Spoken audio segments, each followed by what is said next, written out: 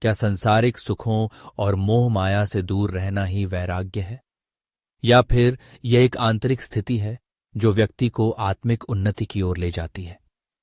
स्वामी श्री युक्तेश्वर गिरी द्वारा लिखित कैवल्य दर्शन का तृतीय भाग वैराग्य इस प्रश्न का उत्तर प्रदान करता है। यह भाग दर्शाता है कि किस प्रकार आत्मसंयम, त्याग और संसार से उचित विरक्ति व्यक्ति को आत्मज्ञान की ओर ले जाते हैं। स्वामी श्री युक्तेश्वर गिरी बताते हैं कि सच्चा वैराग्य केवल बाहरी त्याग नहीं है, बल्कि यह मन की एक विशेष अवस्था है जिसमें व्यक्ति संसार के प्रति आसक्ति को छोड़ देता है और केवल आत्मा के ज्ञान में लीन हो जाता है।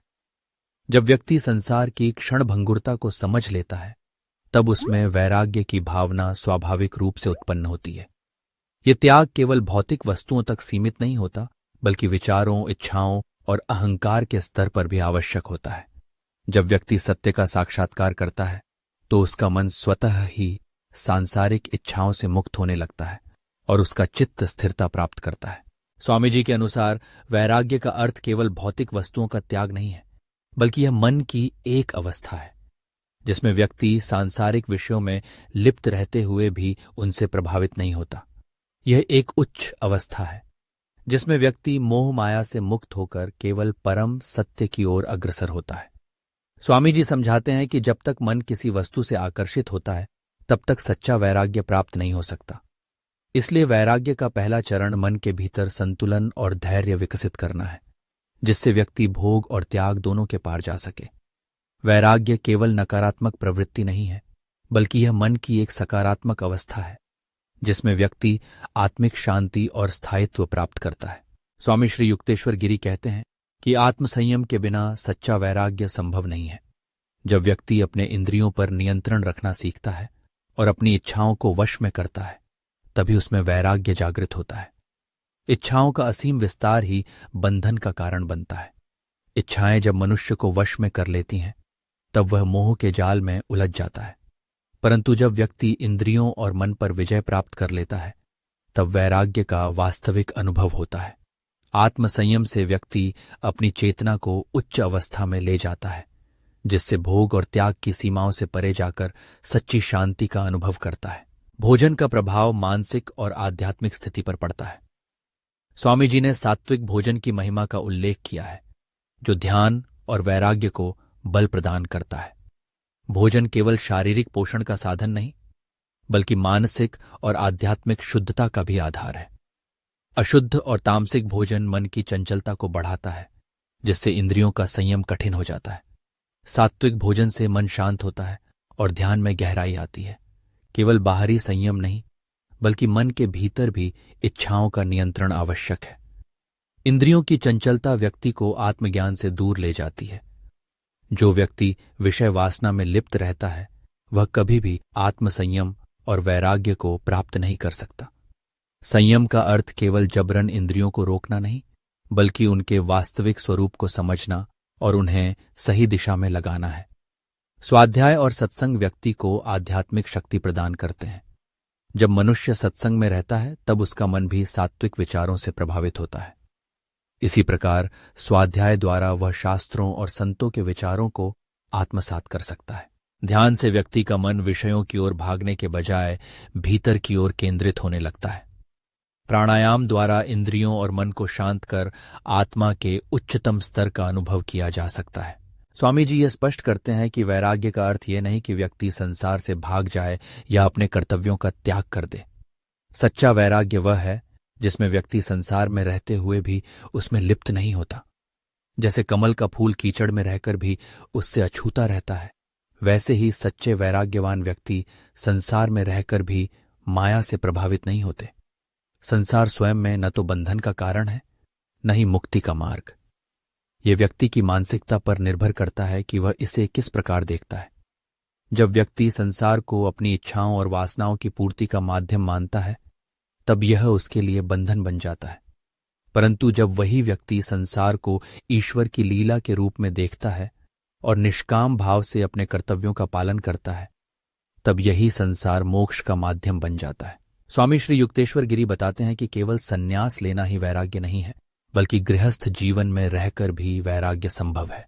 वास्तव में यदि गृहस्थ जीवन में रहते हुए व्यक्ति अपने कर्तव्यों का पालन करते हुए भी भीतर से संसार से निर्लिप्त रहता है तो वह सच्चे वैराग्य को प्राप्त कर सकता है। गीता में भगवान श्री कृष्ण भी यही उपदेश देते हैं कि जो व्यक्ति कर्तव्यों का पालन करता है परंतु उनके फलों में आसक्त नहीं होता, वही सच्चा योगी और वैराग्यवान है। स्वामी जी स्पष्ट करते हैं कि वैराग्य का अर्थ किसी प्रकार के जबरन त्याग से नहीं बल्कि आत्मा के शुद्ध स्वरूप की पहचान से। वास्तविक वैराग्य वही होता है जब व्यक्ति संसार में रहते हुए भी उसमें लिप्त नहीं होता। जैसे कमल का फूल कीचड़ में खिलता है परंतु उससे अछूता रहता है। एक गृहस्थ व्यक्ति जो अपने जीवन में धर्म, कर्म और भक्ति का संतुलन बनाए रखता है वह एक सन्यासी की तरह ही उच्च आध्यात्मिक अवस्था प्राप्त कर सकता है। बाहरी सन्यास तो केवल प्रतीकात्मक हो सकता है, परंतु जब मन और बुद्धि सांसारिक इच्छाओं और मोह से परे हो जाती हैं तभी सच्चा वैराग्य उत्पन्न होता है। स्वामी जी बताते हैं कि संसार में रहकर भी वैराग्य अपनाने का सर्वोत्तम मार्ग सतत आत्मचिंतन और निष्काम कर्मयोग है। जब व्यक्ति हर कार्य को परमात्मा को समर्पित कर देता है और किसी भी परिस्थिति में समत्व भाव बनाए रखता है तब वह बंधनों से मुक्त हो जाता है। इस स्थिति में न तो सुख उसे आकर्षित करता है न ही दुख उसे विचलित करता है। यही संतुलित दृष्टिकोण उसे अंततः आत्म साक्षात्कार की ओर ले जाता है। गीता के अनुसार जो व्यक्ति किसी भी कर्म के फल में आसक्त नहीं होता और अपने कर्तव्यों का पालन करता है वही सच्चा सन्यासी और योगी है। स्वामी श्री युक्तेश्वर गिरी इस सिद्धांत को और अधिक स्पष्ट करते हुए बताते हैं कि असली वैराग्य का संबंध बाहरी परिधान या जीवन शैली से नहीं बल्कि आंतरिक मानसिक स्थिति से है। जब व्यक्ति भीतर से पूर्ण स्वतंत्र होता है तभी वह सच्चे वैराग्य को प्राप्त करता है और आत्मज्ञान की ओर अग्रसर होता है। स्वामी जी के अनुसार संसार में रहकर कर्म करते हुए वैराग्य बनाए रखना ही सच्ची आध्यात्मिक साधना है।